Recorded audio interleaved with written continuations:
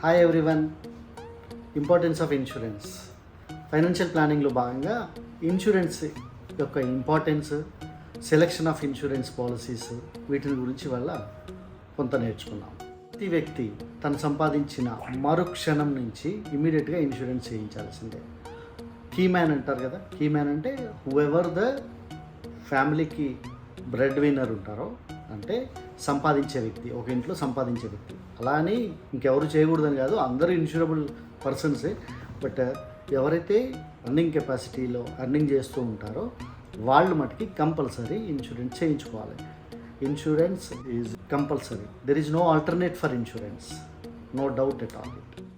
Male female భేదం లేకుండా, వయో పరిమితి లేకుండా ప్రతి ఒక్కళ్ళు ఇన్సూరెన్స్ చేయాల్సిందే. ఎందుకంటే ఎవరైతే అర్నింగ్ పర్సన్ ఉంటారో ఇంట్లో, తనకి ఏమైనా జరిగినప్పుడు ఫ్యామిలీ మొత్తం ఫైనాన్షియల్ క్రైసిస్ ఎదుర్కోవాల్సి వస్తుంది.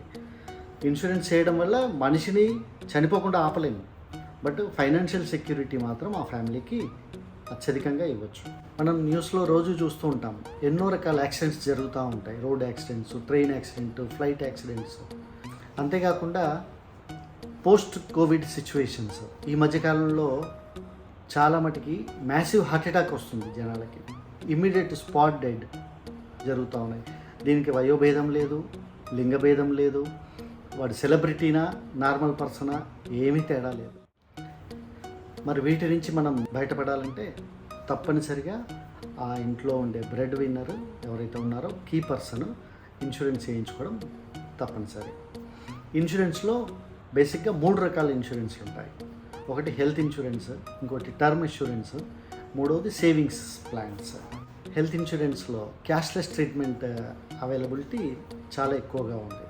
అంటే ఏదైనా హాస్పిటల్లో అయిన బిల్లులో మొత్తానికి 90% ప్లస్ మనకి ఇన్సూరెన్స్ కంపెనీ ద్వారా వస్తుంది. కొన్ని డిజేబుల్డ్ అమౌంట్స్ ఉంటాయి, అది మాత్రం మనం పే చేస్తే సరిపోతుంది. అంటే maximum hospital bill covered by insurance company.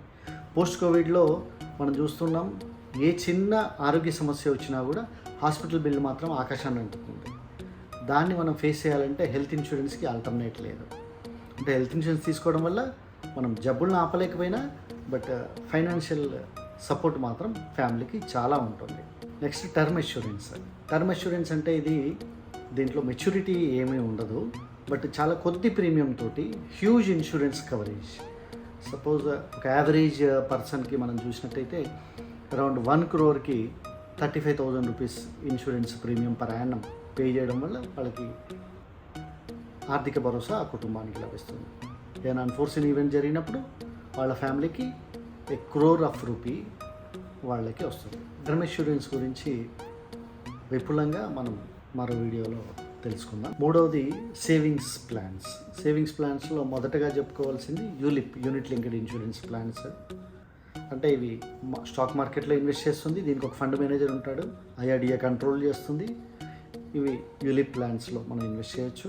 Next endowment plans. Endowment plans అంటే మనం పే చేసిన తర్వాత ఒక పర్టికులర్ టైం తర్వాత మనకి మెచ్యూరిటీ అమౌంట్ వస్తుంది. ఇదంతా కూడా ఎండోమెంట్ టైప్ ప్లాన్స్.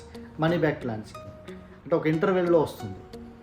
అంటే మెచ్యూరిటీ ఒక 20 years, 15 years, 25 years పాలసీలో ఎవ్రీ 5 years, 3 years, అలా 4 years ఇంటర్వెల్స్లో కొంత మనీ ఆర్థిక సపోర్ట్ మనకి ఉంటుంది. దాన్ని సర్వైవల్ బెనిఫిట్స్ అంటారు, లేదంటే మనీ బ్యాక్ అంటారు మన లాంగ్వేజ్లో. ఆ తర్వాత ఇంపార్టెంట్ పాలసీ వచ్చేసి చిల్డ్రన్ పాలసీస్. అంటే పిల్లల భవిష్యత్ అవసరాల గురించి, వాళ్ళ ఎడ్యుకేషన్ గురించి, వాళ్ళ ఎస్టాబ్లిష్మెంట్ గురించి మనం ఈ రోజు నుంచి సేవ్ చేసుకొని ఇంకొంత ఫ్యూచర్ నీడ్స్ గురించి మనం చేయొచ్చు. అవి చిల్డ్రన్ పాలసీస్ కింద వస్తాయి. సేవింగ్స్ ప్లాన్స్ని బేసిక్గా మనం 4 రకాలుగా విభజించవచ్చు.